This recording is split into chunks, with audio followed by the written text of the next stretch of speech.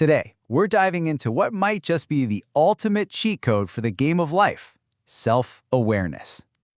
You know the feeling, right? Your calendar's packed, you're constantly running around, but at the end of the day, you're not sure you did anything that really matters. Or maybe you have those moments where your emotions just hijack the situation, and later you're left thinking, ugh, why did I react like that?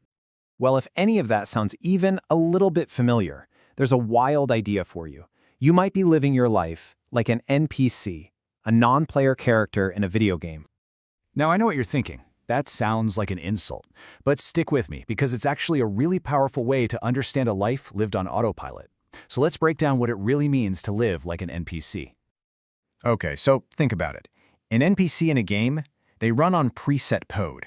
For us, those are our habits, the same route to work, the same lunch, the same routine.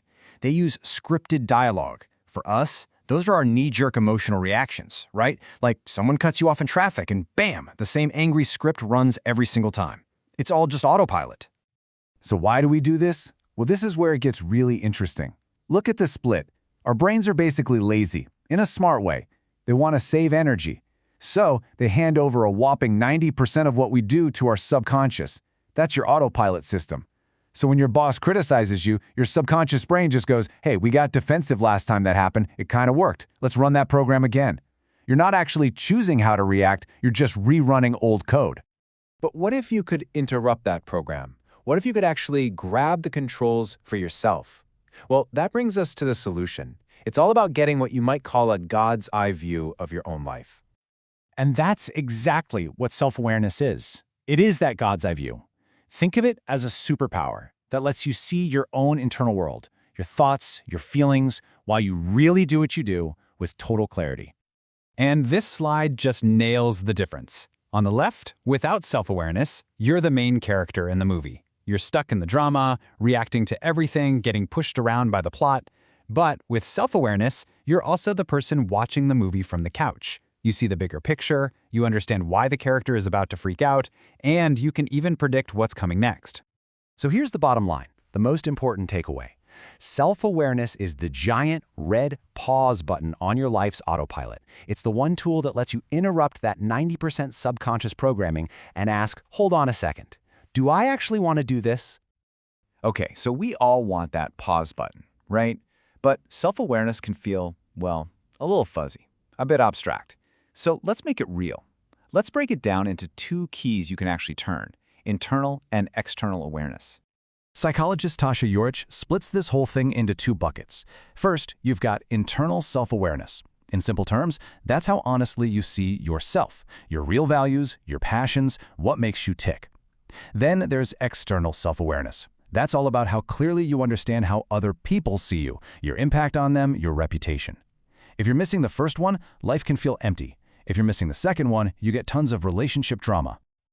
So let's dig into that internal part for a second. This is about asking some tough, honest questions. Like, what are your true values, not the ones you think you're supposed to have? Is that thing you do every night a real passion, or is it just a habit you fell into? And when someone asks how you are you really fine, or is that just an easier word than frustrated or unfulfilled? And here's the danger, right? Without knowing that internal stuff, you can end up climbing a ladder that's leaning against the wrong wall. You build a life that looks great on the outside, but on the inside, it just feels hollow. Now let's flip to the other side, external awareness. This is all about the gap between your intention and your impact. You think you're being funny, but do people actually hear it as sarcasm? You see yourself as totally on top of things, but do your coworkers see you as a last-minute procrastinator? You mean to sound kind, but does your rush tone make people feel anxious? And if you don't have this piece of the puzzle, you're constantly left scratching your head, wondering, I had good intentions, why are they so upset? You're basically creating friction everywhere you go because you're blind to how you're actually showing up in the world. So, how do we get better at both? This is where it gets really good. We're moving into the final section, how to start your training and go from being an NPC to a full-on player in the game of your life. And here is the most empowering idea of all. Self-awareness is not some magical gift you're born with, not at all. It is a skill. It's a muscle. And just like any other muscle, you can train it, you can build it, you can make it stronger. So let's treat this like your first quest. We're going to gear you up with 3 simple but seriously powerful training exercises you can start using literally today to start building that muscle. First up, metacognition. It's a fancy word, but it just means thinking about your own thinking. You're going to become a detective of your own mind. So, the next time you feel a big emotion, just hit pause and ask yourself 3 questions. 1. What's happening in my body? Don't judge it, just describe it. My chest is tight. 2. What is the most specific word for this feeling? Don't just say upset. Is it disappointed? Is it betrayed? And 3. What's the real reason I'm feeling this? I'm not really mad they're late, I'm feeling disrespected. See the difference? All right, exercise 2. Write an alien's observation report. This one is a game changer. When you journal about something emotional, don't use the word I. Write about yourself in the third person, like you're a scientist studying a strange creature. The subject was criticized, and his immediate response was to deflect with humor. Doing this gives you just enough distance to see your own automatic patterns that are normally invisible. And finally, for that external awareness, you got to be a little brave. You have to go out and collect some data.